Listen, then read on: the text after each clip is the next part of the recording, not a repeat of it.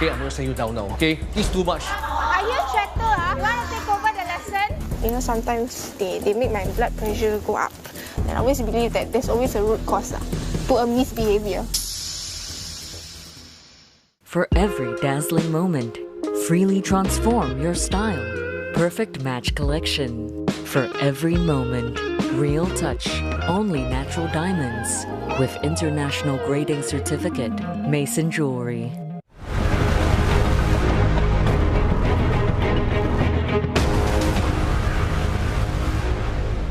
Welcome back. As wildfires rage on in Los Angeles, many Californians want to know who to blame for the devastation. Anger has risen over funding cuts in the fire department, false evacuation orders, and even fire hydrants running dry. Governor Gavin Newsom has ordered a full independent review, saying the lack of water supplies early on is deeply troubling. At least 11 deaths have been confirmed so far, and more than 12,000 structures destroyed. More than 150,000 people have been ordered to leave their homes. Despite a drop in wind speeds, the biggest fire in the Palisades has grown due to the dry terrain. The flare-up forcing new mandatory evacuations from ritzy neighborhoods, including the famous Getty Center, a museum boasting 125,000 artworks. Fears of looting growing as well. A sunset to sunrise curfew now in place in evacuated areas. The LAPD will be enforcing a curfew in Los Angeles city areas where mandatory evacuations are still in place. The curfew will run from 6 p.m. to 6 a.m. Unless you are public safety personnel or other disaster workers, you have no reason to be at these locations. And if we see you in these areas, you will be subject to arrest. Some Angelenos are stepping up to help those who have lost all their belongings. A call for clothing and other items have spread quickly, prompting Hollywood stars like Halle Berry and Sharon Stone to donate their outfits.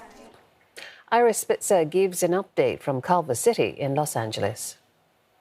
Well, it remains a chaotic situation here in Los Angeles. Thick clouds of smoke continue to hang over the city. You can see behind me the Palisades fire. That is the largest fire here. It's 8% contained now, but still a very large fire. And there are other major wildfires, especially the Eaton fire across town, about 60 kilometers from that first fire. So with 150,000 people ordered to evacuate, there are definitely starting to become some tension as far as when those residents can return home. There are widespread power shutoffs and not much information for people about when that power might come on, especially for those people that don't understand why the power has been shut off in their case if they're not that close to the evacuation zone. Some residents having to boil water. So it is certainly a fluid situation. Authorities are concerned about the threat of looting.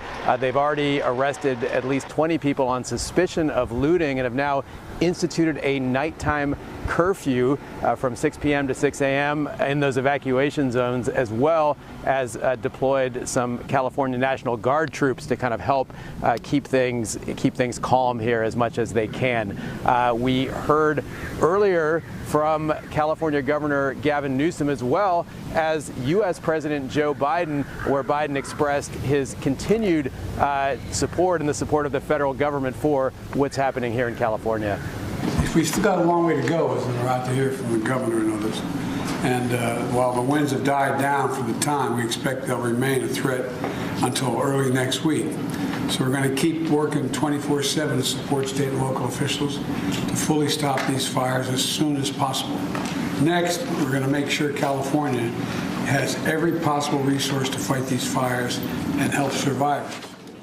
Now, another thing that came out of that briefing was California Governor Newsom talking about hurricane force winds of disinformation, with both leaders criticizing the flood of disinformation that they say is happening and people trying to utilize this tragedy for political advantage. It is certainly the case that there have been a lot of accusations flying back and forth.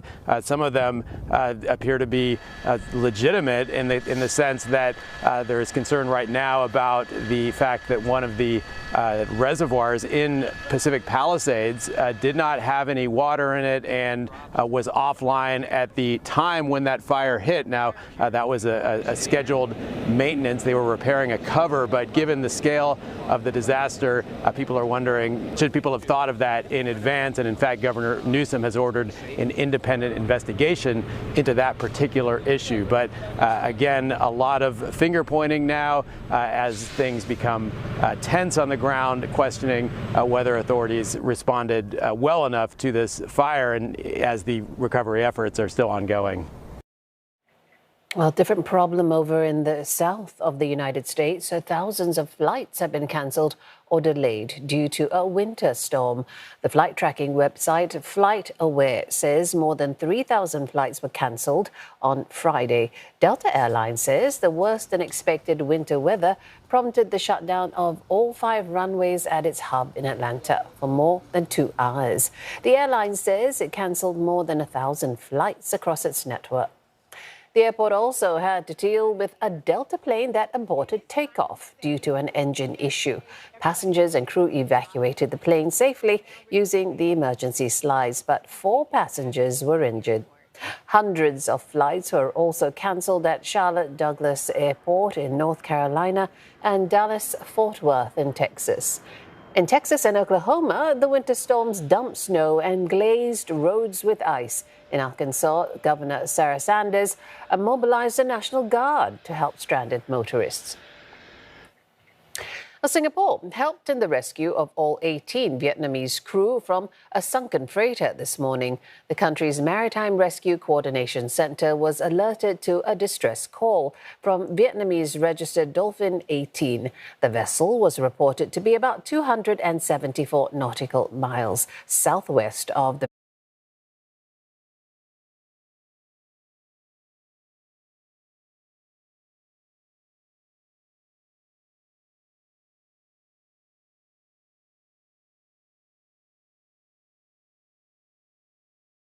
Vietnamese city of Vũng Tàu, which is within the Singapore Maritime Search and Rescue region.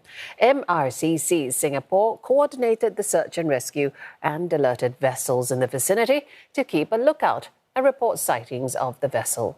Hong Kong-registered container vessel Nikolai Maersk eventually rescued the crew from lifeboats. All rescued crew were found to be healthy and will disembark at the Malaysian port of